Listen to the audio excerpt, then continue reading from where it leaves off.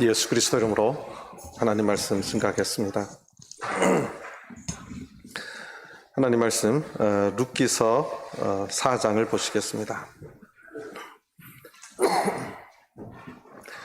하나님 말씀 룻기서 4장 8절에서부터 12절까지 보시겠습니다. 하나님 말씀 룻기서 4장 8절에서부터 12절까지 보시겠습니다. 이에 그 기업 물을 자가 보아스에게 이르되 네가 너를 위하여 살아 하고 그 신을 벗는지라. 보아스가 장로들과 모든 백성에게 이르되 내가 엘리멜렉과 기럐과 말론에게 있던 모든 것을 나오미의 손에서 산 이래 너희가 오늘날 증인이 되었고, 또 말론의 아내 모압 여인 룻을 사서 나의 아내로 취하고 그 죽은 자의 기업을 그 이름으로 잊게 하여 그 이름이 그 형제 중과 그곳 성문에서 끊어지지 않게 하매 너희가 오늘날 증인이 되었느니라. 성문에 있는 모든 백성과 장로들이 가로되 우리가 증인이 되노니 여호와께서 내 집에 들어가는 여인으로 이스라엘 집을 세운 라헬, 레아 두 사람과 같게 하시고 너로 에브라스에서 유력하고 베들레헴에서 유명케 하시기를 원하며 여호와께서 이 소년 여자로 내게 후사를 주사 내 집으로 다말이 유다에게 낳아준 베리스의 집과 같게 하시기를 원하노라. 아멘. 할렐루야. 오늘 비도 오고 굳은 날씨임에도 불구하고 안식일을 기억하시고 주의 전에 나오신 모든 성도님들 하나님께서 은혜 주시기를 바랍니다. 특별히 온라인으로 집에서 또 예배드리는 우리 모든 성도님들에게도 안식에 허락된 모든 은혜와 축복이 임하게 되기를 간절히 바랍니다.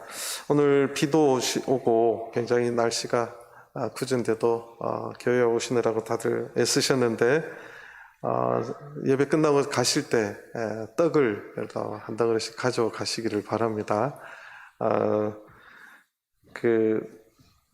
따님이 취직이 되어서 하나님 앞에 기쁜 마음으로 그렇게 내셨습니다. 오늘은 룻기서에 대해서 좀 말씀을 나눠보는 시간인데요.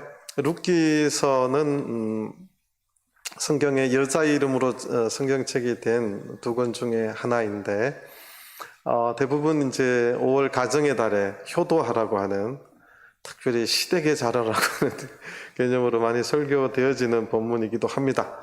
그래서 근데 사실은 그것은 이야기의 플롯이고 그 밑에 숨겨진, 그러니까 유대 이야기들이 항상 이렇게 키아즘이라 그러기도 하는데 숨겨 놓습니다. 그러니까 진짜 말하려고 하는 것은 겉으로는 이제 한 가정의 시어머니와 며느리 이야기지만 그 밑에 정말 말하려고 하는 것이 밑에 너무 뚜렷하게 숨겨져 있는 이야기가 룻기서입니다. 그러니까 사실은 시어머니와 며느리 이야기하려고 말하는 게 아니라, 그렇게 우리 룻기서를 다시 복기를 해보면 흉년을 만나요. 이 흉년이라는 모티브는 하나님의 심판을 이야기합니다. 근데 이분들이 더 하나님의 큰 문제는 그 땅에 흉년이 들었다고 해서 하나님의 축복, 하나님께서 기업으로 주신, 하나님께서 유업으로 주신 땅을 떠나는 것이 사실은 더 큰 문제예요. 이 가정이 하나님께서 주신 그 기업의 땅을 떠납니다. 이게 더 큰 절망이고 이것이 더 큰 심판이에요.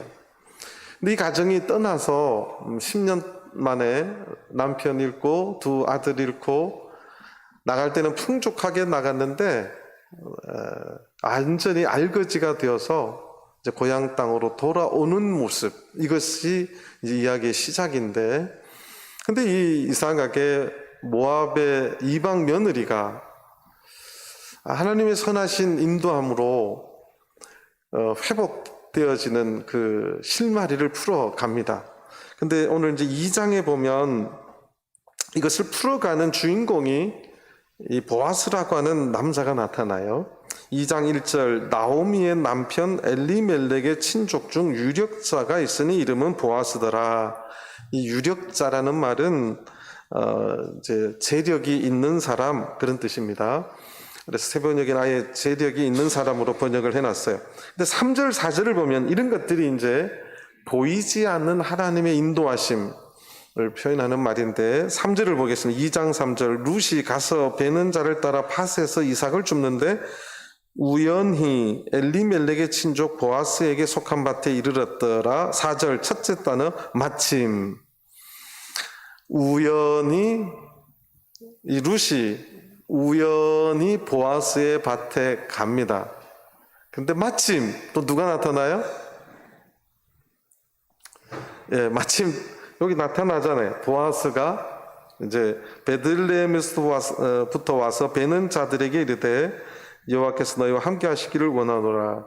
우연히 마침 그때 이러한 딱 그때 이렇게 만나게 해주시는 분이 누군가를 나타내냐면 하나님이심을 나타내고 지금 이 사건이 사람의 눈에는 우연히 또 마침 그때 그렇게 표현될 수 있는 말이지만 뒤에는 지금 누가 계신다고요? 하나님의 인도하심을 나타내는 말들입니다. 이걸 다 복귀하려니까 시간이 너무 없고요. 그냥 바로 이제 좀 들어오도록 하겠습니다. 그래서 이 여인 이제 여자들만 돌아오잖아요. 근데 이 여인들이 유대에서는 땅이 이제 유업으로 나눠주는데 여자는 남편이 없으면 그걸 받을 수가 없어요. 그래서 하나님께서 이러한 것들을 위해서 만들어 놓은 제도가 있는데 그것에 대한 자세한 설명이 어떻게 보면 성경에 그 유다의 그 다말 사건 이외에 최초로 아주 자세하게 기록된 것입니다. 자, 오늘 본문으로 그럼 바로 보겠습니다. 이에 그 기업 물을 자가 요 단어가 이제 사실은 룻기서의 핵심 단어고 룻기서가 존재하는 이유입니다. 기업 물을 자 이것을 이제 그 원어로 이제 고엘이라고 합니다. 고엘. 고엘이라고 하는 기업 무르는 제도, 고엘이라고 무르다는 말이 히브리 말로 게울라라고 하는 히브리 말인데 이 말의 뜻이 해방시키다, 구속하다 그 뜻이에요. 그러니까 고엘이라고 하는 것은 구속자 그 뜻입니다. 자, 이 기업 물을 자에 대한 이제 첫 이야기를 좀 보시겠습니다. 레위기서 25장을 보시겠습니다. 레위기서 25장입니다. 레위기서 25장 23절에서부터 28절입니다.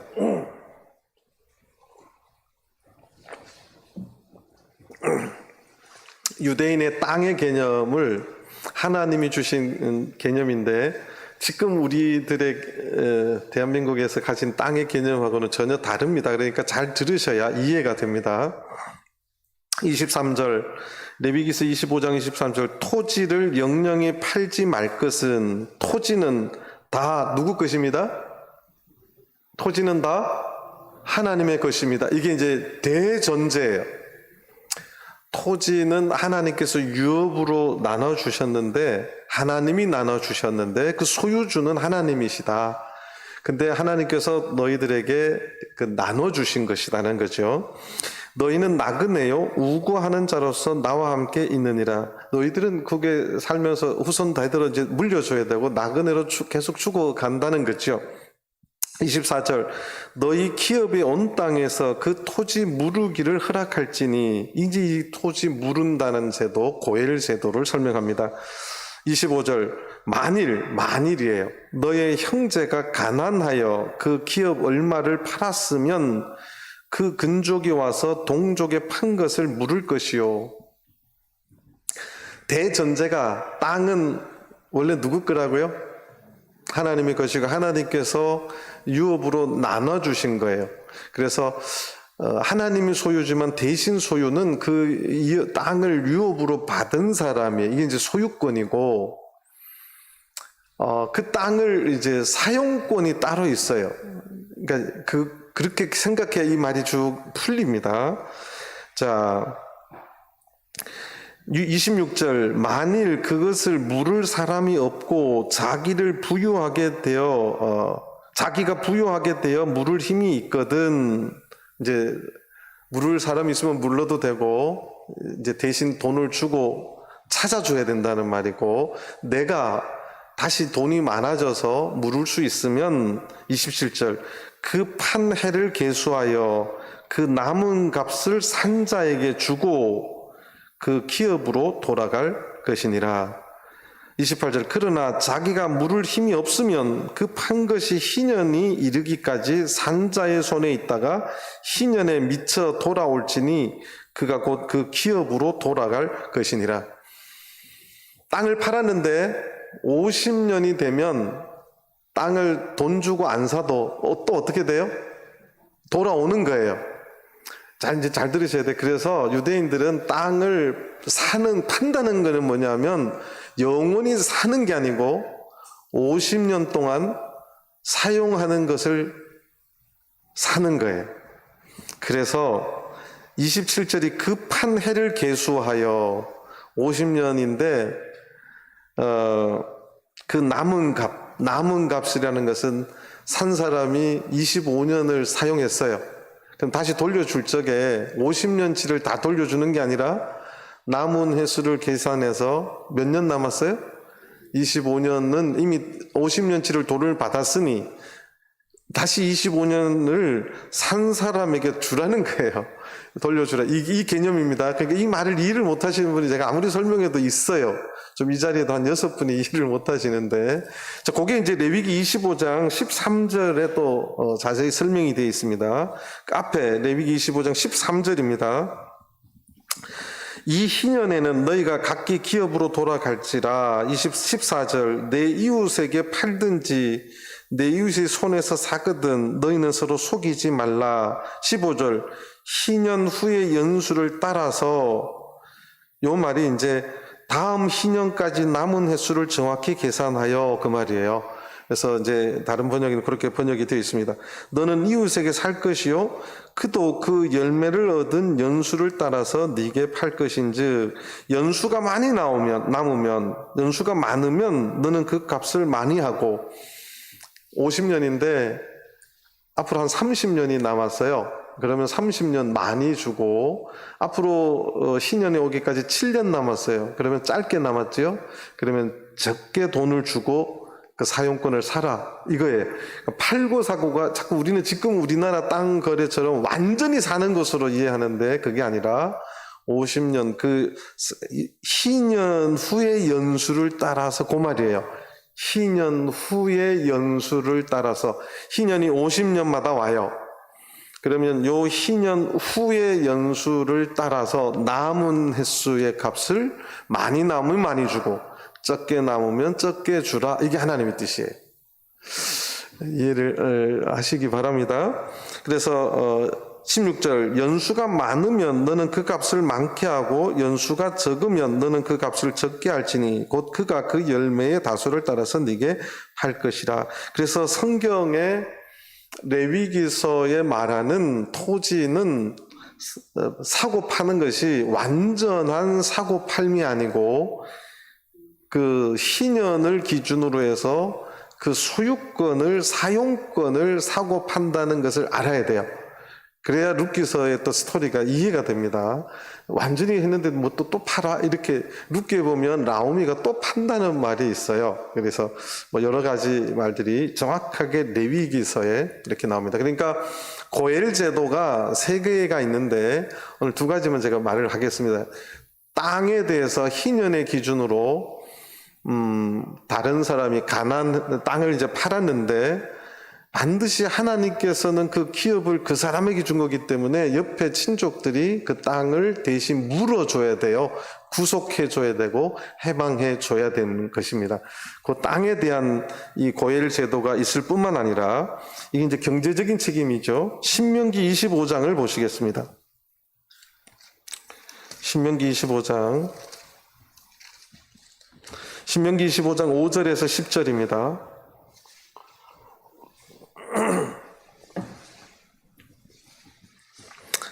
신명기 25장 5절. 신명기 25장 5절. 형제가 동거하는데 그중 하나가 죽고 아들이 없거든 그 죽은 자의 아내는 나가서 타인에게 시집가지 말 것이요. 그 남편의 형제가 동생이죠. 동생이 그에게로 들어가서 그를 취하여 아내를 삼아 그의 남편의 형제된 의무를 그에게 다 행할 것이요. 6절. 그 여인의 낳은 첫 아들로 그 죽은 형제의 후사를 있게 하여 그 이름을 이스라엘 중에서 끊어지지 않게 할 것이다. 이게 이제 고엘 제도의 두 번째 이제 제도인데요. 지금 우리의 도덕적인 윤리적인 개념이 아니라 하나님께서는 그 기업을 있는 그 이름이 그 가문에 하나님께서 기업을 주셨는데 그 기업이 절대 끊어지지 않도록 하고자 하는 하나님의 제도예요. 그러니까 그 하나님께서 주신 그 기업이 가난을 통해서 또는 남편이 사고로 죽음을 통해서 두 번째는 이제 그 이름이 끊어지는 것. 그래서 성경이 뭐냐면 그 이름을 이스라엘 중에서 끊어지지 않게 할 것이다. 이제 남편이 있는데 아들을 못 놓고 죽으면 여자 혼자 남잖아요. 그럼 여자는 누구를 의지해서 살아야 되냐면 그 집에 이제 아들을 통해서 살아야 되고 그래야지 그 이름대로 땅이 유업으로 계속 흘러가요. 그래서 지금 윤리 개념으로 하면 이상하지요. 그런데 하나님께서는 하늘나라 기업으로 예표되는 가나안 땅의 유업이 끊어지지 않도록 그 이름이 이스라엘 중에서 끊어지지 않게 하시기 위해서 그렇게 하셨습니다. 그래서 7절. 그러나 그 사람이 만일 그 형제의 아내 취하기를 즐겨하지 아니하거든 그 형제의 아내는 그 성문 장로들에게 나아가서 말하기를. 그러니까 어떤 여자가 시집을 갔는데 반드시 조건이 있어요. 아들이 없이 죽어야 돼요. 아들이 없이 죽었는데 기업 물을 사람이 아무도 없으면 청구권이 누구한테 있느냐? 여자에게 있어요. 여기 룻기서에 또 나오미가 그 타작마당에 가서 그 보아스의 발밑지 않고 당신이 나의 기업물을 자일인데 말하는 것이 굉장히 뻔뻔한 어떤 그렇게 이게 아니에요. 이거 여자의 청구권을 말하는 거예요. 반드시 그거를 누가 말하게 하느냐? 여자가 말하게 하는 거예요. 그러니까 이것이 하나님께서 여자들을 보호하게 하시는 보호권이에요. 그래서 장로들에게 여자가 청구해야 돼요. 저 남자가 나를 기업물로 해야 되는데 안 하겠다고 합니다. 이제 그 이후의 일을 책임져 주십시오 하고 여자가 청구하게끔 하나님이 그렇게 하신 거예요. 그래서 장로들에게 나가서 말하기를 내 남편의 형제가 그 형제 이름을 이스라엘 중에 있기를 싫어하여 남편의 형제된 의무를 내게 행치 아니하나이다 할 것이요. 8절. 그 성읍 장로들은 그를 불러다가 이를 것이며 그가 이미 정한 뜻대로 말하기를. 그럼 장로는 반드시 진짜인지를 확인해야 돼. 여자의 말대로. 그래서 그 사람을 불러서 진짜 기업물을 생각이 없느냐? 그러면 그 남자가 내가 그 여자 취하기를 아니하노라 말을 하면 7절. 그 형제의 아내가 장로들 앞에서 그에게 나가서 아까 안 하겠다는 사람의 그 발에서 신을 벗기고 얼굴에 침을 뱉게 합니다. 이거는 조롱이고 책임을 지지 않는 자에 대한 그 수치를 느끼게 하라고 하는 것이 하나님의 명령이에요. 그래서 신을 벗기고 얼굴에 침을 뱉으며 이르기를 그 형제의 집 세우기를 즐겨 아니하는 자에게는 이같이 할 것이라 할 것이며 10절. 이스라엘 중에서 그의 이름을 신 벗기운 자의 집이라 칭할 것이다. 그래서 기업을 묻지 않겠다고 장로들과 다 앞에서 공개적으로 하면 그 집의 별명을 신 벗기운 자의 집이다. 그렇게 하라고 하는 것입니다. 요걸 알아야 왜 신발을 왜 벗어? 이게 룻기서에 나오거든요. 이해가 되는 것입니다. 그래서 요 한 단어 기업 물을 자. 다시 룻기서 4장으로 돌아오겠습니다. 룻기서 4장 8절. 이에 그 기업 물을 자가 그 다음 단어 보아스에게 이르되, 이제 이 보아스를 또 이해를 해야 돼요. 오늘 룻기서에 사실은 끌고 가는 이야기의 스토리, 겉으로의 스토리는 룻이고 시어머니 나오미지만 룻기서의 결론을 내고 마지막 활용정점이라 그러죠. 하는 사람이 이 보아스고, 이 보아스가 또 예표하는 것이 있습니다. 이것이 룻기서의 엄청난 가치예요. 굉장히 짧은 책이지만, 자, 보아스에 대해서는 다 이야기할 수 없으니까 4장 1절부터 보시겠습니다. 오늘 룻기서 4장을 보는데 4장 1절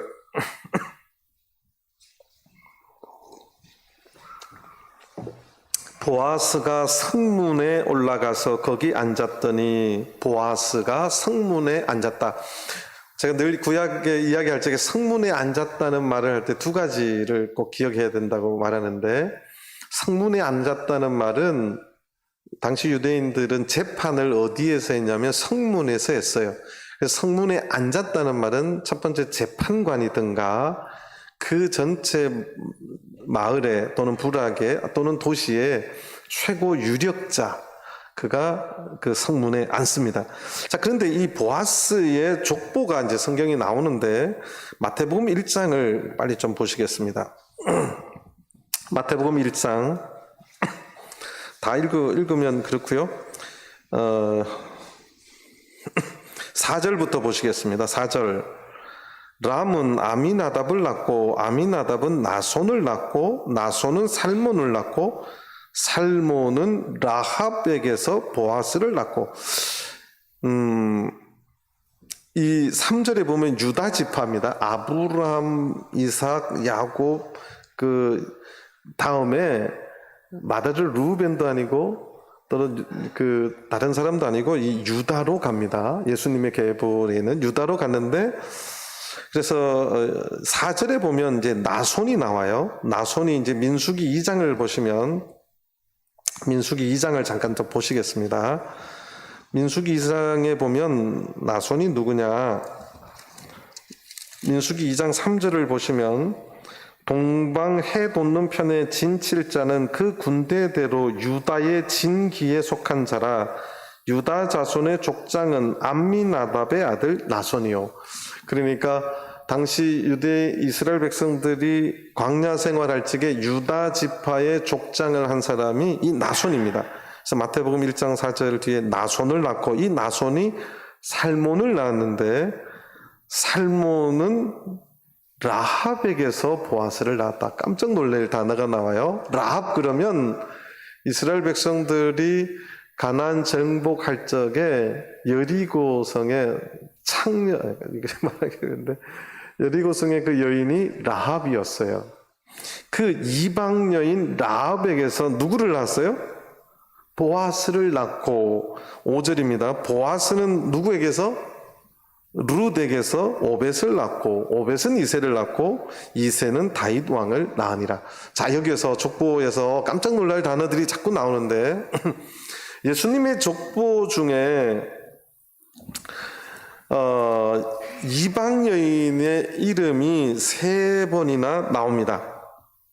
첫 번째는 유다와 다말, 창세기 38장의 이야기인데, 유다와 다말에게서 베레스가 태어납니다. 사실은 쌍둥이가 나요. 베레스와 세라가 나는데, 그 유다의 원래 아들이 있어요. 그 첫 아들이 엘이고, 둘째가 오난이고, 셋째가 셀라인데, 엘도 죽고, 하나님 보시기에 악해서 죽고, 오난도 죽어요. 그리고 이제 이 셀라가 남는데, 유다의 족보가 셀라로 안 가고 다말을 통해서 이 베레스로 이어집니다. 이게 놀라운 이야기죠. 여기서 이제 다말이라고 하는 이방 여인이 나오고, 그 다음에 오늘 여기 살몬을 통해서 라합이 결혼했다. 라합은 이방 여인이고 굉장히 경건치 않은 여자인데, 그가 우리가 사사기를 보면 여호수아서죠. 여호수아서를 보면 유대인들이 지금 오는 것에 풍문을 듣고 상천하지의 하나님임을 내가 믿는다고 고백합니다. 그리고 저 여리고성 사람들은 절대 여기가 함락되지 않은 걸로 알고 있지만 이 라합은 하나님은 상천하지 하나님이니까 반드시 이 성을 취할 것이다. 그때 우리 집을 기억해 달라고 합니다. 그래서 그 집에 뭘 달아내리죠? 붉은 천을 달아내리죠. 이게 다 예표예요. 그 이방 여인에게도 예수 그리스도의 보혈을 통해서 구원이 있음을 표현하는. 그래서 살몬을 통해 살몬이 기생였던 라합하고 결혼을 합니다. 그 사이에서 나온 사람이 누구라고요? 오늘 여기 나오는 보아스예요. 그럼 보아스의 어머니는 이방 여인이자 그 이스라엘이 가나안 들어갈 때 함락 그 성에 어쨌든 이방의 여인이에요. 유대인 사회에서 이방 여인으로 산다는 것이 쉬운 일이 아닙니다. 보아스는 그걸 다 봤을 거예요. 그래서 어느 누구보다도 이 이방 여인 룻이라고 하는 여인을 자기 아내로 취할 때 유대인 같은 어떤 편견이나 이게 아니고 그 어머니의 아픔을 통해서 품어줄 수 있는 가장 적합했던 사람이 이 보아스일 수도 있었어요. 자기 어머니도 이방 여인 라합이었고 이제 이 보아스가 이번 이 사건을 통해 룻이라고 하는 그 모함 여인, 이방 여인을 자기 아내로 취하는데 그게 왜 어떻게 이제 아내로 삼느냐? 이 결혼이라고 하는 것을 통해서 자 다시 룻기서 4장 1절을 계속해서 보시겠습니다.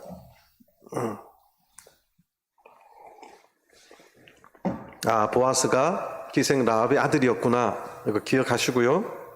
성문에 올라가서 거기 앉았더니 마침 룻기서에 이 마침이라는 말이 자주 나옵니다. 이 시간의 기회, 이것들 다 누가 주관하고 계시죠?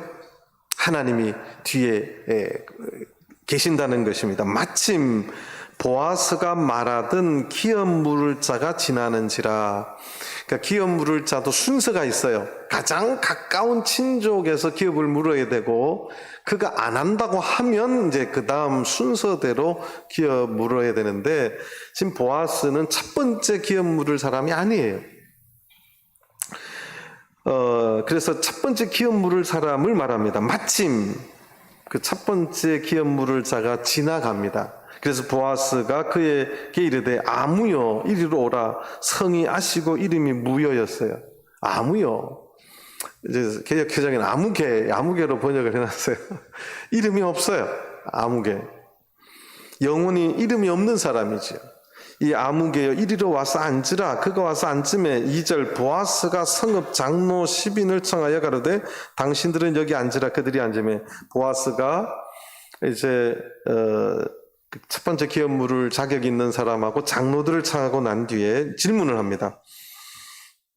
3절 보아스가 그 기업 물을 자에게 이르되 모압 지방에서 돌아온 나오미가 우리 형제 엘리멜렉의 소유지를 관할하므로. 4절 아마 영어 성경을 보고 있는 분들은 팔려고 내놨다 이런 의미로 적혀 있을 거예요. 이게 이제 이것도 자세히 아까 대충 제가 말했습니다. 그 정도 그냥 넘어가겠습니다. 4절 내가 여기 앉은 자들과 내 백성의 장로들 앞에서 그것을 사라고 내게 고하여 알게 하려 하였노라. 네가 물으려면 물으려니와. 그러니까 첫 번째 그 기업 물을 자격이 있는 자에게 네가 해방을 시켜주든지 구속시켜주든지 네가 첫 번째 순서니까 아무개시 당신이 하려면 물어주라 그렇게 말합니다. 네가 물으지 아니하려거든 내게 고하여 알게 하라. 네 다음은 아마 이 보아스가 두 번째 순서였나 봐요. 네 다음은 나요. 나 외에는 물을 자가 없느니라. 요 친척 중에는 자격 있는 사람 두 사람밖에 없었던 것 같아요. 아무개시하고 아무여하고 이 보아스 두 사람밖에 없었던 것 같아요. 네가 안 물으면 그다음에 내가 그 기업을 물어주겠다. 5절 보아스가 가로되 네가 나오미의 손에서 그 밭을 사는 날에 곧 죽은 자의 아내 모압 여인 룻에게서 사서 그 죽은 자의 기업을 그 이름으로 잊게 하여야 할지니라. 그런데 이 보아스는 이 기업물 제도, 고엘 제도를 정확하게 알고 있었어요. 그래서 그것을 지어내서 한 게 보충 설명을 해줬어요. 네가 기업 물은다는 의미는 이제 그 모압 여인 룻에게 사서 그 죽은 자의 기업을 네 이름으로, 그 이름으로, 그러니까 사는 사람 이름이 아니라 룻이 만약에 아기를 놓으면 그 아기, 그 집안의 이름으로 있게 해줘야 된다, 그 뜻입니다. 그랬더니 6절에 이 사람 태도가 확 바뀝니다. 그 기업물을 짜가 가로되 나는 내 기업에 손해가 있을까 하여 나를 위하여 물으지 못하노니, 여기에 손해라고 하는 단어가 나옵니다. 무슨 손해지요? 이 사람은 이제 기업 물은다는 것을 굉장히 단순하게 생각했어요. 돈만 주면 그 땅이 누구 땅이 되는 줄 알았어요? 내 땅이 되는 줄 알았어요. 그런데 자세히 들어보니까 내가 돈을 주고 그 땅을 샀는데 이 고엘 제도가 두 가지 다 있잖아요. 그러니까 땅도 해줘야 되고 아내로 취해서 그 아내로 자녀를 낳게 하면 그 자녀가 첫 아들이 생기면 그 땅이 누구한테로 다 가요? 그 아들에게로 다 가요. 그러니까 내 재산에 엄청난 손해가 있어요, 없어요? 그 이제 깨달은 거예요.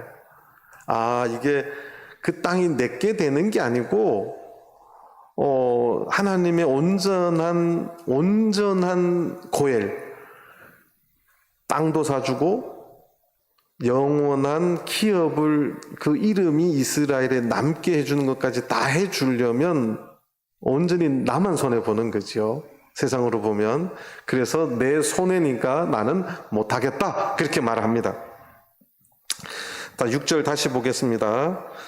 그 기업물을 짜가 가로되 나는 내 기업에 손해가 있을까 하여 나를 위하여 물으지 못하노니 나의 물을 권리를 네가 취하라. 네가 취하라. 네는 누구를 말하죠? 보아스를 말합니다. 나는 물으지 못하겠노라. 7절 옛적 이스라엘 중에 모든 것을 무르거나 교환하는 일을 확정하기 위하여 사람이 그 신을 벗어 그 이웃에게 주더니, 그러니까 이런 거 물어봐요, 모치님들. 목자님 그 신을 왜 벗었어요? 아까 찾아보니까 다 나오죠? 신을 벗겨서 하고 침을 얼굴에 뱉으라. 이게 하나님의 명령입니다. 신을 벗어 그 이웃에게 주더니 이것이 이스라엘에 증명하는 전례가 된지라. 오늘 본문입니다. 이에 그 기업물을 짜가 보아스에게 이르되 네가 너를 위하여 사라 하고 그 신을 벗는지라. 증명을 한 거죠. 나 이제 안 하겠다. 욕을 먹고 신 벗은 자의 집이라는 말을 들어도 나는 손해보는 일은 죽어도 안 하겠다는 거예요. 이거는 정말 손해를 봐도 너무 보는 입장이죠, 오늘날로 보면. 자, 그런데 9절 보아스가 장로들과 모든 백성에게 이르되 내가 엘리멜렉과 기럐과 말론에게 있던 모든 것을 나오미의 손에서 산 일에 너희가 오늘날 증인이 되었고, 또 말론의 아내 모압 여인 룻을 사서 나의 아내로 취하고 그 죽은 자의 기업을 그 이름으로 있게 하여, 그러니까 말론의 아내 룻을 사서 그 남편으로서의 책임을 다해서 아내가 놓으면 그 땅이 다 그쪽으로 가는 것도 내가 다 감당하겠다, 이제 그렇게 말하는 거죠. 그 이름으로 있게 하겠다는 말이 그 말입니다. 그 이름이 그 형제 중과 그것 성문에서 끊어지지 않게 하매 너희가 오늘날 증인이 되었느니라. 성문에 있는 모든 백성과 장로들이 가로되 우리가 증인이 되었노니 여호와께서 내 집에 들어가는 여인으로 이스라엘 집을 세운 라헬, 레아 두 사람과 같게 하시고 너로 에브라스에서 유력하고 베들레헴에서 유명케 하시기를 원하며.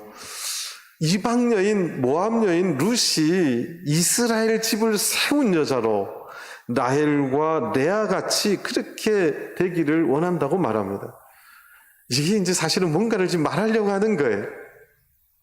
그 다음에 12절 보면 여호와께서 이 소년 여자로 내게 후사를 주사, 이제 아들을 주사 네 집으로 다말이 유다에게 나눠준 베레스의 집과 같게 하시기를 원하노라. 이게 이제 유다, 아까 제가 잠깐 말했지, 이것도 자세히 말하려면 길어서 제가 짧게만 말했습니다. 유다가 셋째, 다말에게 그래요. 첫째, 둘째가 죽고 나니까 하나님께서 죽였어요. 하나님 말을 안 들으니까. 그럼 다말에게 셋째 아들을 줘야 되는데 너무 어려요. 그래서 뭐라고 약속을 하냐면, 얘가 다 크면 내가 이제 기업 물어줄 테니까 친정에 가 있어라. 그렇게 말해요. 근데 다 컸는데도 안 해요. 그러니까 이 다말이 이제 근데 시아버지가 양털을 깎을 때 다말의 친정집 있는 데로 온다는 소식을 듣습니다. 그래서 다말이 이제 어쨌든 그래 가지고 그 시기가 됐는데 이제 증명을 지팡이와 도장과 옥깃을 받습니다.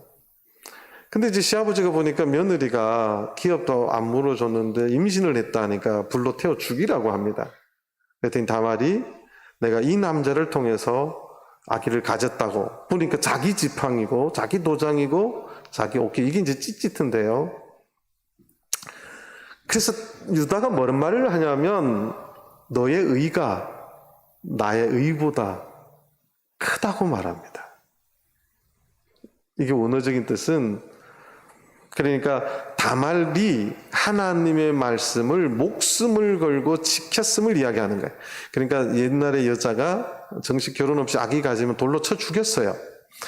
그것을 감내하고도 이 가정에 하나님의 뜻을 이루려고 하는 것이 그 의가 더 크다고 말하는 거예요. 오늘날 도덕 개념이 아니라 하나님의 그 명령을 성실하게 나보다 더 지키려고 했던 다말을 칭찬합니다.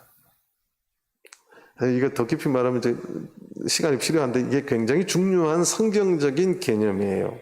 그러니까 다말이 목숨을 걸고 그렇게 이 가정에 하나님이 그 기업을 있게 하기 위해서 애썼던 그것이 훨씬 나보다 큰 의였음을 유다가 이야기하고, 그것이 이제 이 룻기서에 등장합니다. 그래서 그 아들이 쌍둥이였는데 첫째가 베레스고 둘째가 이제 세라예요. 근데 이 베레스에게 이제 하나님의 이 계보가, 정통 축복의 계보가 흐릅니다. 이게 놀라운 일이죠. 이게 굉장히 안 좋은 사건을 통해서도 하나님께서는 그 기업을 있게 해주시고 그 뒤에 베레스를 통해서 예수 그리스도가, 다윗 왕이 나오고 예수 그리스도가 나오는 이 계보, 굉장히 중요한 성경의 맥이고 흐름입니다. 자, 그래서 이 보아스를 통해서, 그래서 이제 그 성경을 조금 더 보시면 15절을 보겠습니다. 다시 룻기서 4장으로 돌아와서 15절을 보겠습니다. 이는 내 생명의 회복자며, 이게 이제 성경이 말하려고 하는 굉장히 중요한 말이에요. 생명의 회복자. 그러면 이 가정은 생명이 없는 가정이었어요. 영원히 대가 끊어진 생명이 없는 가정이었어요. 누구를 통해서 이 생명이 이어졌어요? 이제 제가 항상 그러잖아요. 겉으로 보면 여자의 이름인데, 룻인데, 그걸 가능하게 해주고 모든 것을 희생해서 그를 아내로 맞아주고 땅값을 다 물어준 사람이 있어요. 누구예요? 보아스예요. 룻기서는 룻을 말하려고 하는 게 아니라 보아스를 이야기하려고 하는 거고, 그 계보가 통해서 다윗 왕이 나오고 예수 그리스도의 계보가 이어지는 것을 역사적인 사실을 통해서 보여준 굉장히 중요한 책이 룻기서입니다. 그래서 이는 내 생명의 회복자며 내 노년의 복량자라. 곧 너를 사랑하며 7 아들보다 귀한 자부가 낳은 자로다. 16절 나오미가 아기를 취하여 품에 품고 그의 양육자가 되니, 이 그림이 흉년이 들어서 하나님의 기업을 떠났던 나오미가 다 잃어버립니다.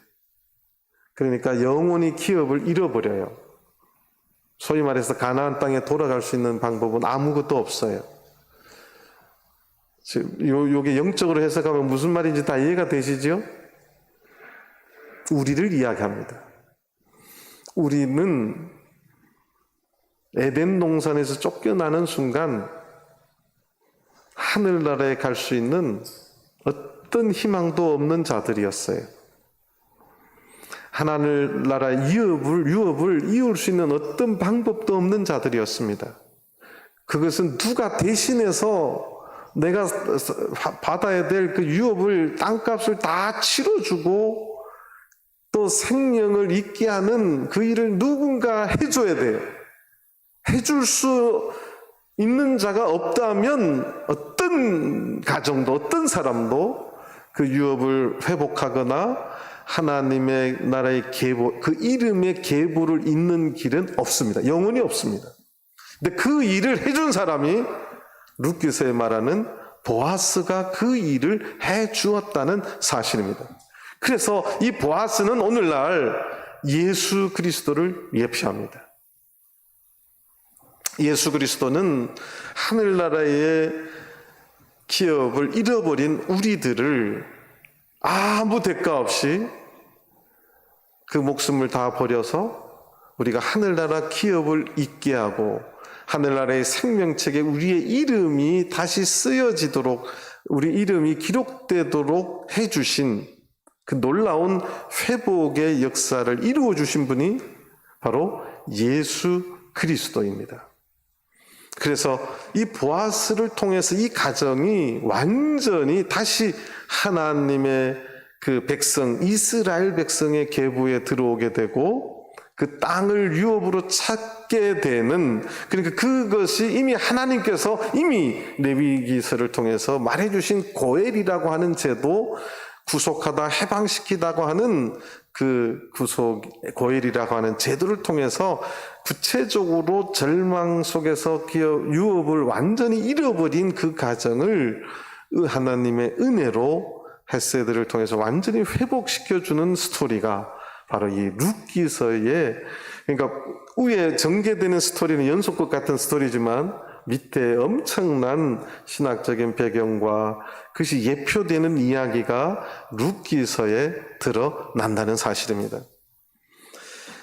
그래서 사실 룻기서의 마지막 결론이 족보로 나가는 이유가 있어요. 굉장히 중요한 이유가 있습니다. 그게 이제 18절부터, 룻기서 4장 18절에서부터 룻기서의 결론이 이 이야기예요.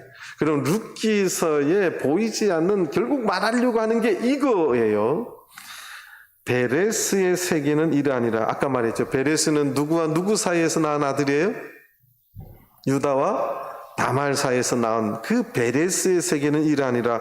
베레스는 헤스론을 낳았고 헤스론은 람을 낳았고 람은 암미다답을 낳았고 암미다답은 나손을 낳았고 나손은 살몬을 낳았고 살몬은 보아스를 낳았고 보아스는 오벳을 낳았고 오벳은 이새를 낳았고 이새는 누구를 낳았더라? 다윗을 낳았더라. 그래서 사무엘상을 통해서 사무엘 선지자 시대 때 사울 왕이 나오고 다윗 왕으로 이어지는 또 예수 그리스도의 계보가 어떻게 이어졌나를 보여주는 굉장히 중요한, 그러니까 이게 없었으면 다윗 왕은 허상의 인물일 수가 있었을 것입니다. 그런데 성경에 유대인들이 숨기고 싶었던 이야기일 수 있어요. 라합이 그 조상이고 보아스는 그 라합에게서 낳은 아들이고 보아스와 또 이방 여인 이 룻을 통해서 이 다윗의 조상들이 생겼다는 이 스토리가 비록 감추고 싶은 이야기였겠지만 성경은 이렇게 소상히 기록을 통해서 다윗의 계보를 등장시킵니다. 룻기서를 통해서 우리가 다시 한번 정리를 하면 룻기서에 나오는 나오미와 룻, 이 스토리는 보이는 이야기의 스토리예요. 근데 그 여인들이 얼마나 비참한 처지에, 기업이라고 하는 기준으로 보면 영원히 그 이름이 지워지는 그 여인들이었는데 그 여인의 가정에 생명을 불어넣어주고 기업을 회복하게 하고 그 땅, 그 이름, 그 가문의 그 이름이 기록되게 해주신 분이 누구라고요? 보아스예요. 그 보아스의 등장과 보아스의 예표된 것은 오늘날 예수 그리스도입니다. 그래서 그 보아스를 말하려고 하는 게 룻기서라는 사실이에요. 그래서 우리가 구약을 보면서 이미 예수 그리스도를 예표하고 예수 그리스도의 그 구원의 은혜, 아무 대가 없는, 아무 그것이 바라지 않고 오로지 은혜로, 말할 수 없는 은혜로 그 일을 감당해 준 이 보아스의 진정한 사랑, 이것이 오늘날 우리가 아무 대가 없이 하늘나라의 유업을 이은 자로, 하늘나라의 소망을 두고 살아가는 그 은혜를 받은 자로 설정이 되고 이해가 된다는 사실입니다. 그래서 오늘날 교회, 이 나오미는 또 교회를 예표합니다. 교회는 이렇게 예수 그리스도의 보혈의 은혜를 통해서 회복된 하나님이 통치하는, 마침 그때 우연히 역사하지만 하나님이 이렇게 신실하게 역사해 가는 스토리가 구약의 이 룻기서의 이야기인 것입니다. 저는 우리 룻기서를 다시 한번 묵상하면서 나오미가 얼마나 행복했을까.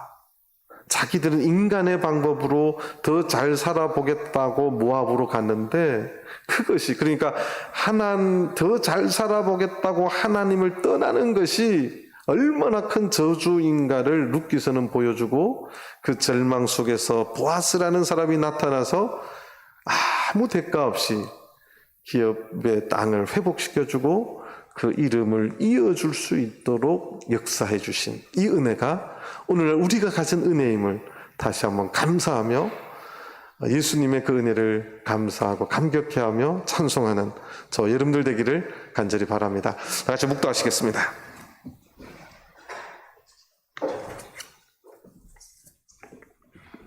할렐루야.